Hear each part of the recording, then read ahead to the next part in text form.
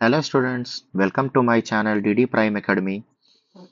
So today we will going to see JEE Main 2025 question of 4th April morning shift. Okay तो ये limit और continuity के ऊपर question आया था. क्वेश्चन में कह रहा है कि late f from r to r be a continuous function satisfying f of 0 equal to 1 and f of 2x minus f of x equal to x. Right for all x belongs to R. यानी हमें question में क्या क्या दिया हुआ है.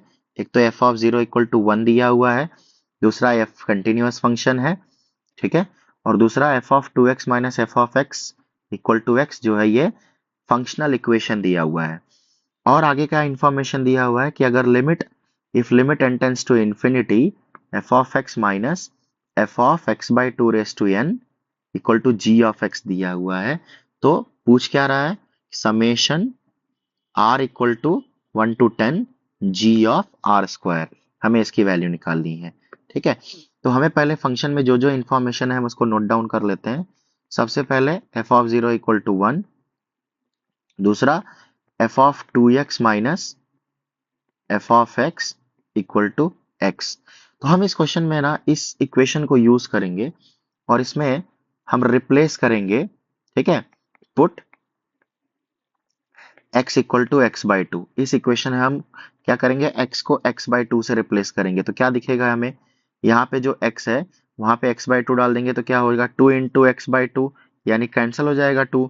तो f of x minus F of x by two equal to x by two. अब हम उस इक्वेशन में x की जगह पे x बाई टू डाले अभी. अब हम लोग x बाई टू डाल के देखेंगे अलग से. अब x बाई टू से रिप्लेस करेंगे, राइट. तो अगले स्टेप में क्या बन जाएगा, x by to minus x by four, right. यहाँ पे क्या आ जाएगा, x बाई फोर. ठीक है, फिर अगले स्टेप में क्या हो जाएगा, x by four minus x by eight.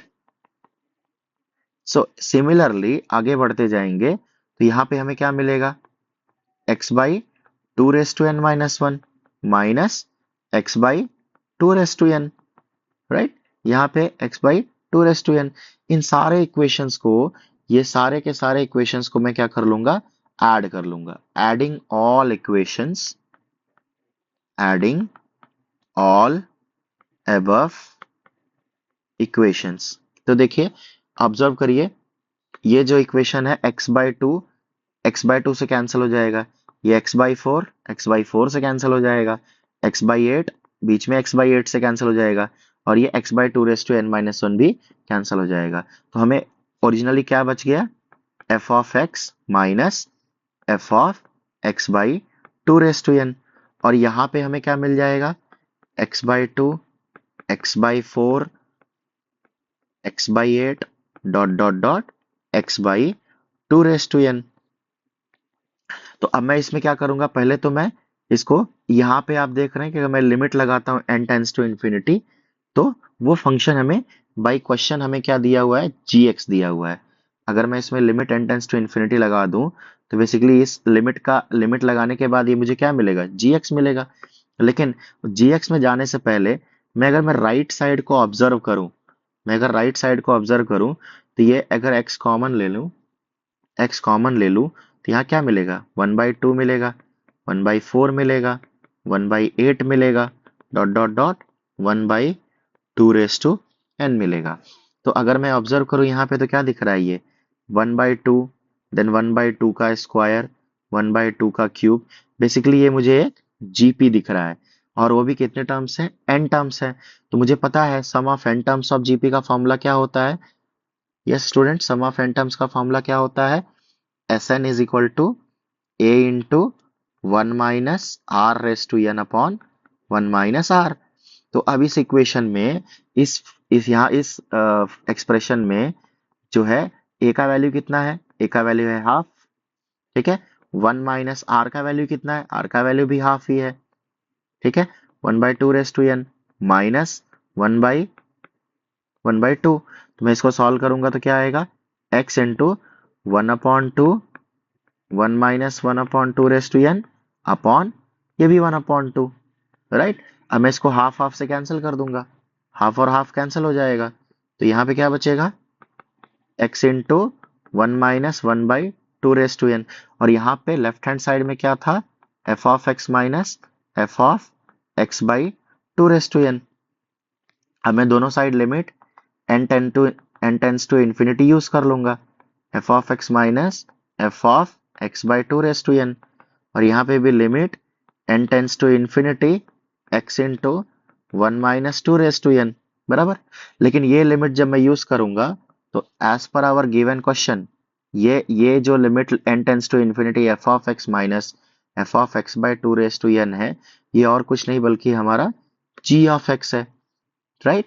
तो ये हमारा g ऑफ x हो गया और इसमें अगर मैं लिमिट यूज करूं तो x से तो लिमिट का कोई लेना देना नहीं है, तो वो बाहर चला जाएगा और जैसे जैसे n टेंस टू इन्फिनिटी जाएगा वैसे वैसे ये 1/2 कहाँ पे जाएगा, 0 पे चला जाएगा। इसका मतलब इस साइड का जो लिमिट बच गया वो x इंटू 1 यानी g ऑफ x बेसिकली क्या बन गया, x बन गया।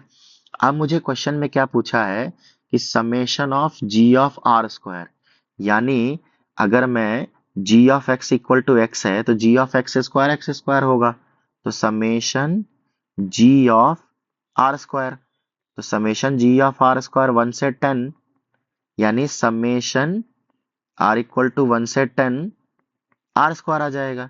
यानी मुझे sum of the first 10 numbers का स्क्वायर को ऐड करना है, तो मुझे पता है कि sum of the squares 1 plus 1 square plus 2 square plus 3 square dot dot dot n square, इसका एडिशन क्या देता है, n into n plus 1 into 2n plus 1 upon 6 देता है, राइट।